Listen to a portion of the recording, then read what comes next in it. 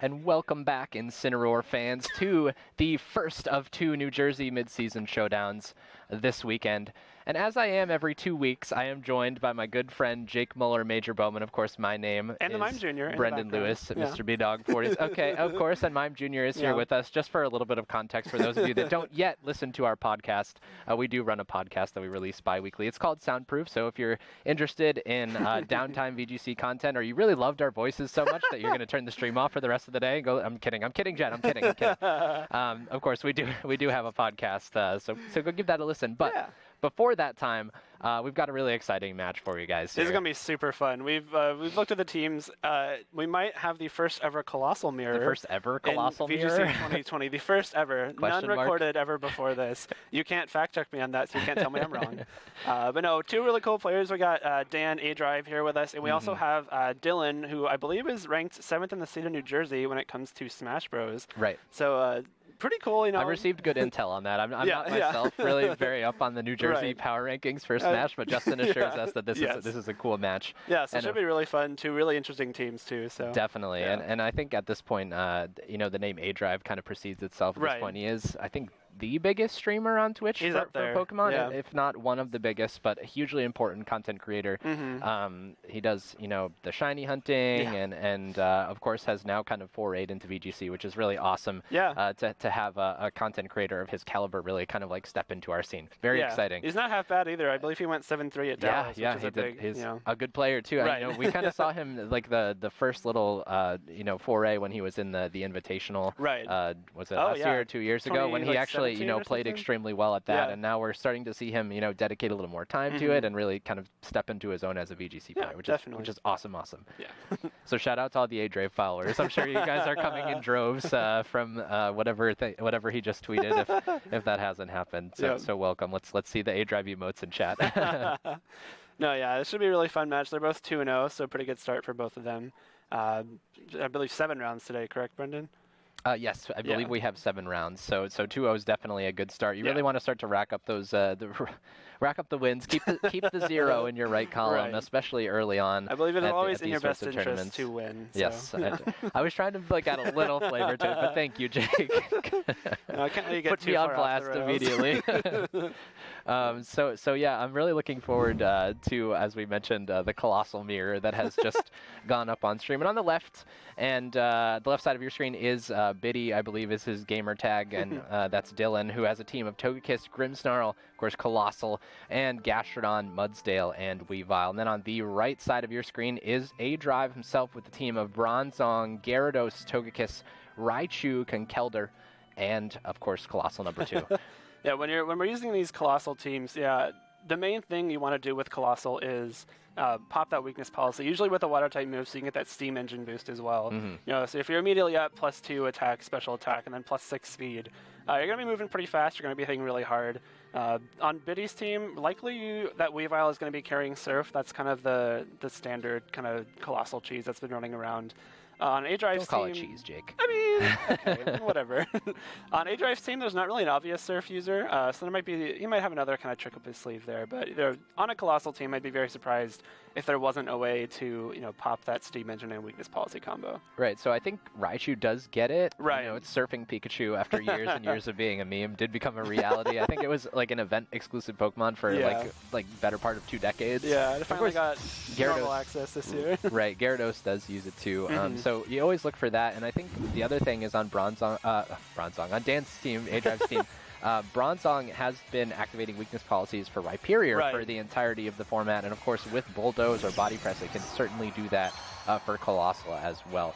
But aDrive's lead for the first game is going to be that tried and true lead of Raichu, not Rhyperior, Raichu and Gyarados, which is a combination that transcends generation here. And another very well-known combination at this point in our metagame is Grimmsnarl and Mudsdale on Biddy's side. Double fake out leads from both players. Makes sense. Fake out's a really strong early game option. That Raichu Gyarados is a really strong combo because of that Lightning Rod ability. Which would effectively redirect any electric-type attacks away from Gyarados, but not really a threat of electric-type attacks right now from Dillon. All right, but there is a threat of Thunder Wave, which could factor into the equation here, but Gyarados is going to be the first Pokemon to Dynamax In this game here, of course, that red Gyarados, we've mentioned a little bit that aDrive is, you know, a shiny hunter, so I wouldn't be shocked to have see him have a multitude of the shiny Pokemon here. And in response, Biddy is going to max even his own Mudsdale. Yeah, the maxing to kind of prevent, you know, some big damage from the Max Geyser. Really smart. Mudsdale's a very bulky Pokemon, so, you know, with that Dynamax HP boost, likely able to survive a Max Geyser if that is what Dan is throwing his way, and fire back with something else of his own. Right, and we know that Mudsdale, with its own tempo, this is a combination that we've seen a little bit, does like to take swaggers from Grimmsnarl, but a fake out from Raichu into Grimmsnarl, of course having that fast fake out is always beneficial, and a Max Geyser from Gyarados here on turn 1 likely going into that Mudsdale to get as much damage down as he can on turn 1, and it's so just shy of a 2-hit KO with the Dynamax boost. Mudsdale, of course, is a very bulky Pokemon with high defense, and of course doubling its HP stat is no joke. And a Rockfall in response to make sure he has his own weather here into that Gyarados is going to do over half. So 2 super effective max moves traded here, and Sand is now on the field. A really smart Rockfall from Dillon there, you know, seeing that the Geyser did less than half. It'll still be doing less than half on this next turn, so the Mudsdale likely able to survive one more Geyser. And the Rockfall meant that, you know, the Gyarados doesn't get the Rain boost this next turn. So now the Gyarados has to be careful. If it wants to fire off one more Geyser, it will have that chance, but it will be felled by a Rockfall after that. You know, should Dillon go for that option. Now, a smart fake out from Dan, and the Raichu faking out the Grimmsnarl, preventing any, you know, prankster moves, and knowing that Raichu is going to be faster if Dillon had opted to fake out. You know, correctly doesn't fake out the Mudsdale, because if he did, you know, it would not have been effective at all because Dynamax does prevent that flinching. And I believe Mudsdale also can use Inner Focus as well, so always an option there. So smart of Dan to not play into that. The Inner Focus removed, it could have even just given a stamina boost. Right. But, Grimmsnarl is going to be withdrawn from the field in favor of Gastrodon trying to take that Geyser. A Brick Break from Raichu is going to go into the Mudsdale with no stamina activation. And Gastrodon's going to eat up that Max Geyser and get one stage of special attack as Mudsdale will retaliate with a Max Rockfall into that Gyarados, which as we saw on turn 1 is going to be enough to knock it out. So a few interesting turns with the Break revealed from Raichu there. Kind of a cool tech, but the Max move, Dynamax Mon removed from aDrive's side of the field here on turn 2. Yeah, really smart turns from Dillon there. You know, knowing that Gyarados likely had, knowing that Gyarados' best option was likely that Max Geyser again. Brings in the Gastrodon, gets that huge special attack boost. You know, the Gastrodon's sitting at +1 special attack now. And looking at Dan's team, he doesn't really have much that's super strong against that Gastrodon. You know, a lot of times Colossal might carry Solar Beam, but without that Dynamax move and without another way to set Sun, that obviously is very easy to play around, you know, because Solar Beam does have that charge up turn. So now the Gastrodon's sitting at +1 special attack. He still has one more turn of this Dynamax with Mudsdale, and he was able to eliminate Dan's Dynamax Mon without taking too much damage. You really just took that one Geyser with Mudsdale. Brendan, you did mention the non-activation of stamina, which means that Mudsdale is very likely that own tempo now could be indicative of a swagger on that Grimmsnarl as well to boost that attack stat.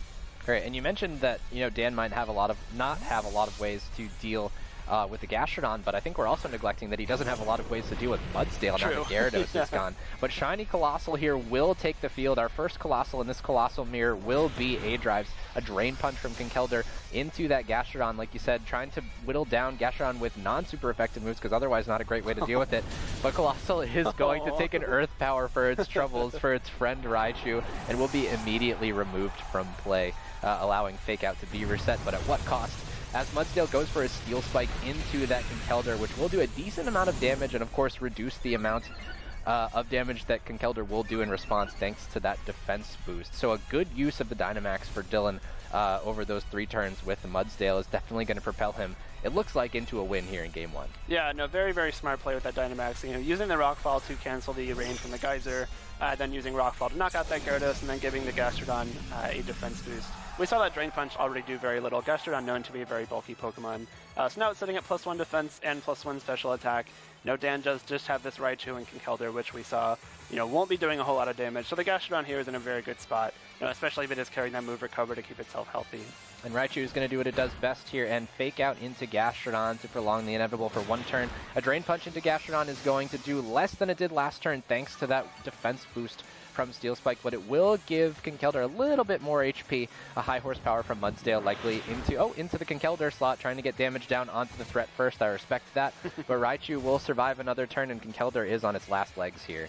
Another smart, you know, high horsepower there, knowing that Raichu very likely can't deal much damage to either Pokemon. You know, electric types attacks tend to not be very great against ground types, So, a fair ignoration of that Raichu there, and we do just see Dan forfeit the game. All right, he's going to have to go back to a different game plan here. I think, surprisingly, we saw the ground type get the better of a water flying type as far as Dynamax users went in Game 1. And we saw one Colossal take the field. We haven't seen another one. I really want a double Surf, double Colossal lead, like really badly. I want to see the Colossals race. But it's like it's a dangerous territory to get into because it comes down to whoever Surf is going first. Right.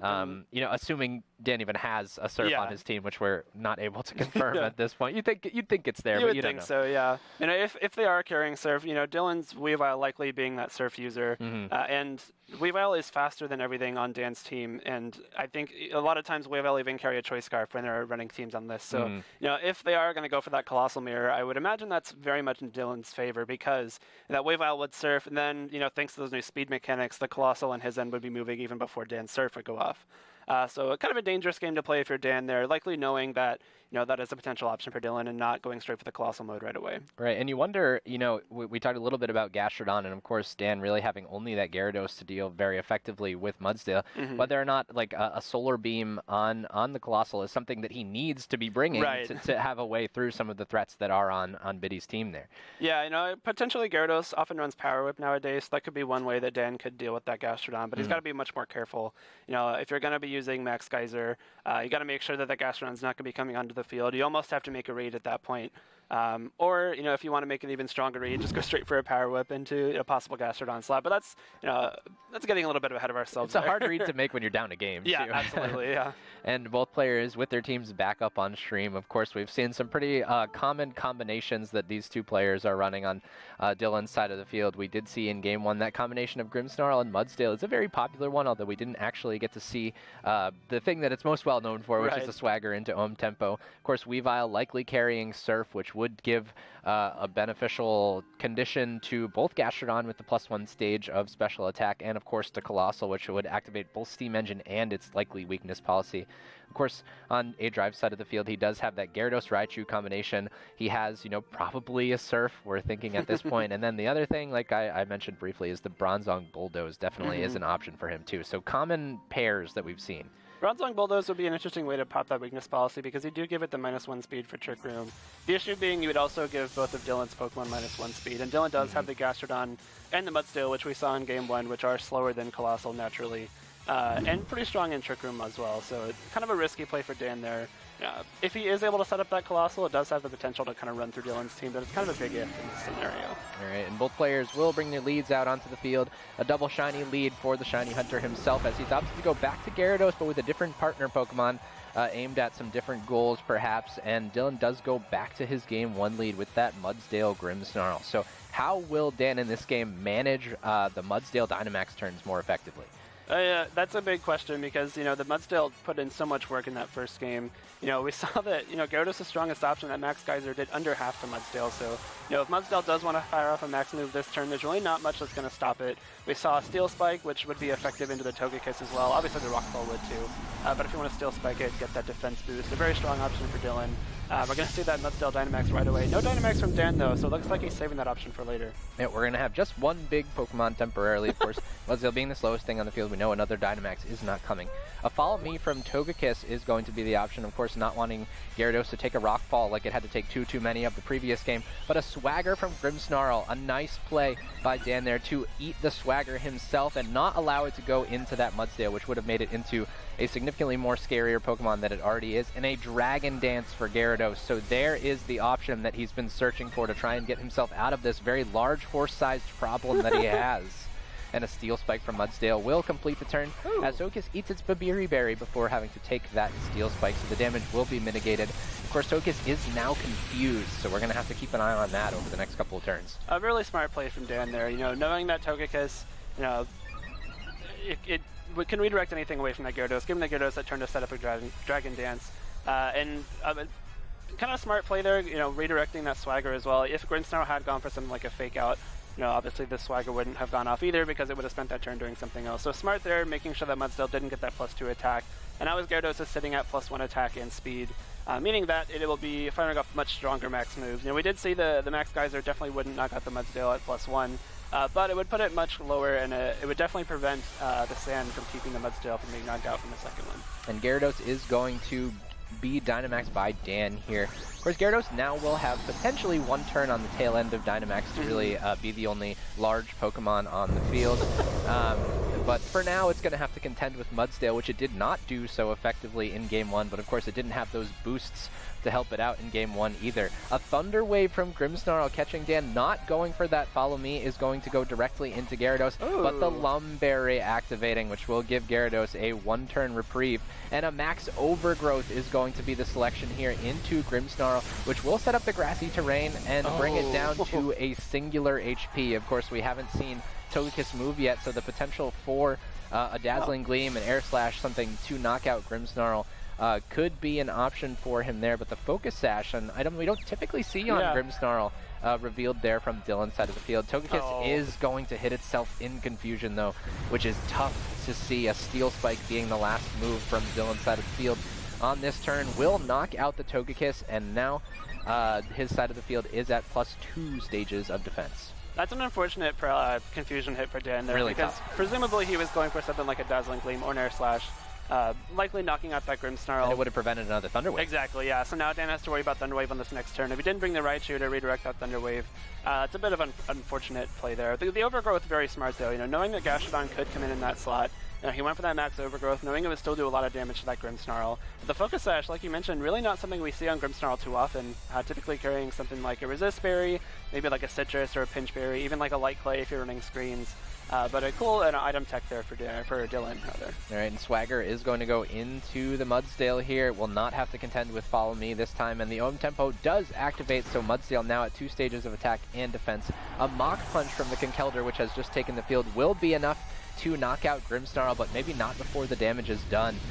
Max Overgrowth going into Mudsdale, which will do less, about a quarter of the damage here as a Rock Fall from Mudsdale. Now at +2, might be very close to knocking out Gyarados, if not doing it cleanly, and it sure does. Gyarados is having a tough go of things this match, and we see the players shake hands here. I think aDrive does see the writing on the wall here, and he looks like when it came down to it, just didn't quite have enough to deal with that lead combination that Dillon had gone to both games. Yeah, hard to say whether the game would have ended differently if that Togekiss had been able to fire off and attack that turn. It looked like Dillon was in a pretty strong spot. If the Grimmsnarl had been knocked out, he wouldn't have been able to get that Swagger boost, but we still would have had Gyarados pretty low. We saw it do around 70-75% with a Rock Ball that first time, and it would still be at that +2 defense. So Dan might have had a pretty hard time breaking it, especially knowing that this Colossal was in the back. So not a whole lot that could deal significant damage to this Mudsdale, even if Dan had the chance. Yeah, and he's, of course, going to have an incredibly tough time dealing with this Mudsdale now. We saw him just shake hands and take his headset off, which is, for those of you that haven't played at a VGC tournament or a video game tournament, universal language for good game. Yeah, pretty much. That's basically resigning yourself to the outcome here. Right. The +2 Mudsdale with redirection support, I think, is just going to be entirely too much for him to try and fight through here. An Air Slash from Togekiss is going to be enough for a 2-hit KO onto that Conkeldurr, but it's going to flinch before it gets the opportunity to do that. A Heat Wave from Colossal is going to do a little bit of damage to both Pokemon, but the high horsepower that it takes in response, definitely not worth it. Yeah, no, kind of last hope there, maybe hoping for a potential burn, but even if the Heat Wave had burned the Mudsdale, I would wager that high horsepower still would have probably knocked it out, so... but a good fight from Dan there, but it just, after that Togekiss hit itself in confusion, I think the writing was definitely on the wall. This Mudsdale was going to be incredibly hard to break, and especially given that the Togekiss was still in the field. Dillon just had a lot of options to kind of finish off this game against Dan that Dan really couldn't overcome. Right, and I think he took a good game plan into game 2, right? Yeah. And it was really just kind of undone by the confusion hit, which, I forget exactly what the % chance is, but most of the time you put yourself in a pretty good position, even with the confusion, to be managing Mudsdale effectively. Yeah, I really liked that, turn 1 with the Dragon Dance, and even knowing that the Gyarados had that Lumberry, which isn't and really not an item we see too often on Gyarados either. It's a really smart play against that Grimmsnarl, because even though you didn't bring the Raichu this time around to redirect that Thunder Wave, you had that one turn where you could take the Thunder Wave, Dragon Dance up, get those boosts, and then start firing off some attacks, but unfortunately, just not enough. Yeah, just not enough. And of course, well played by Dillon too.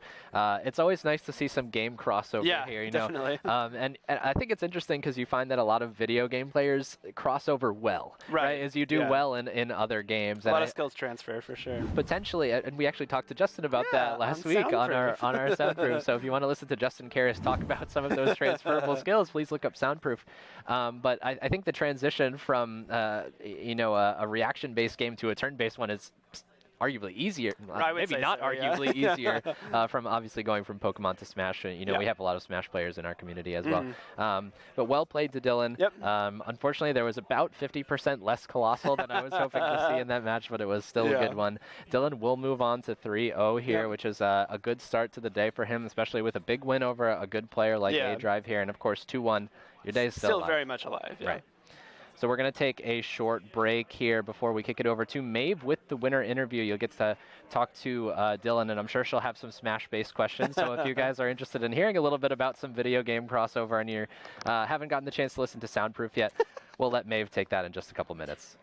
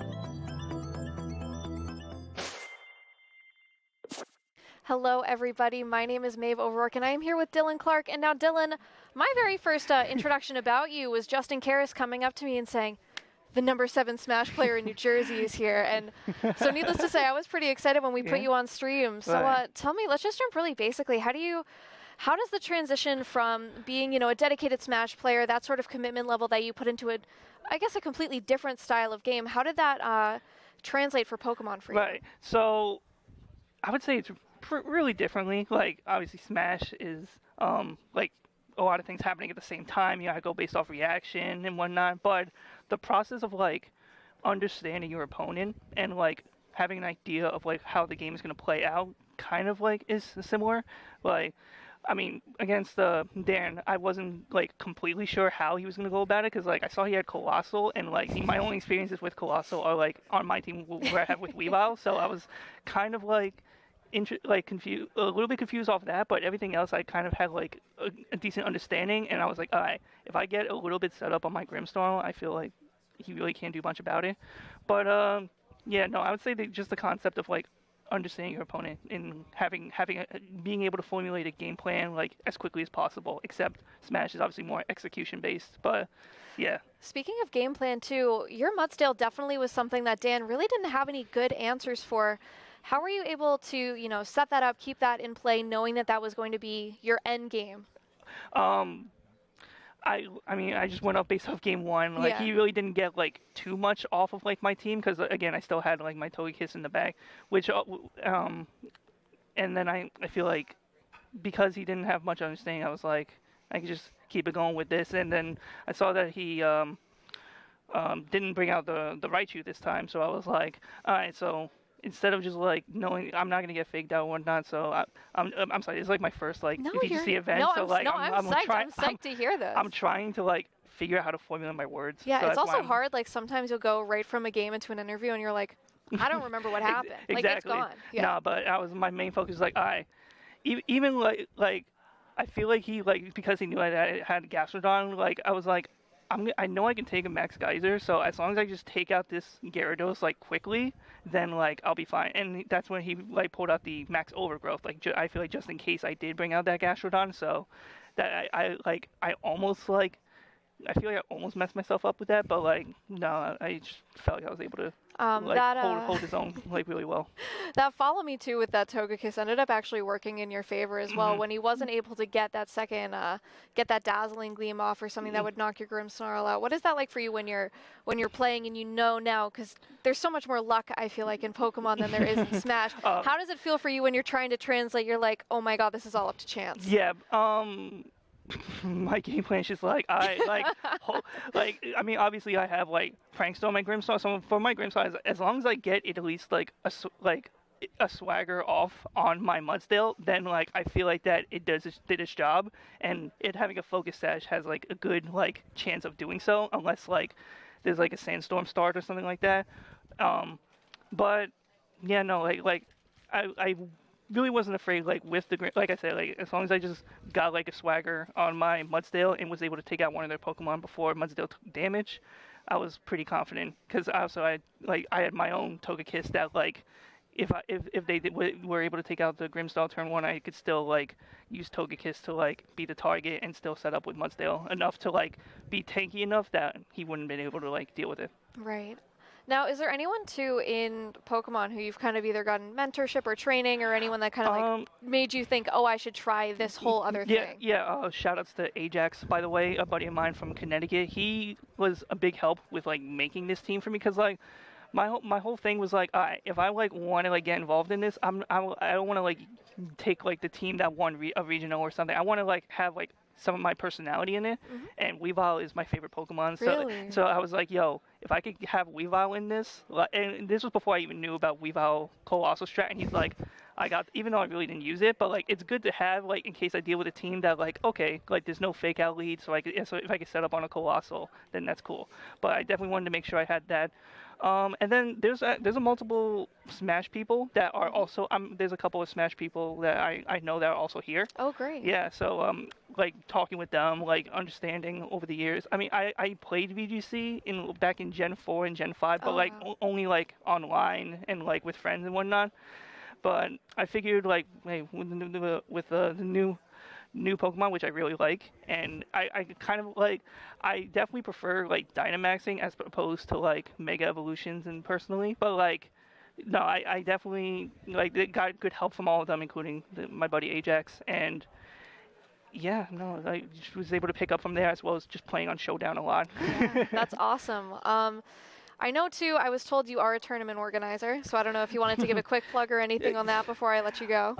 Shout-outs to Massive Hand Gaming, a Smash group here in Jersey, where I help as well. Like we run like Smash tournaments around the state of New Jersey, so yeah, if you're ever involved wanting, like I said, I came out to a Pokemon. If you guys want to get involved in Smash, there's plenty of like places to go. At Massive Hand Games on Twitter, you could find like all the tournaments in like the tri-state area. Yeah, no, and I've been doing Smash stuff for about 10 years now. Oh, wow. So like, it's definitely like helped to like like formulate the friendships and connections I have now, including ones in Pokemon that have been able to help me out today. Awesome. All right. Well, that is going to wrap it up for us now. I really wish you luck on the rest of your tournament. I know it's really a little scary to be put on stream your very first tournament. I'm sure you're a little shell-shocked here. But we are going to take a break now going into our Analyst Lounge. They will be coming on. Regina and Anosh will be back. So stay tuned, guys. We'll be back soon.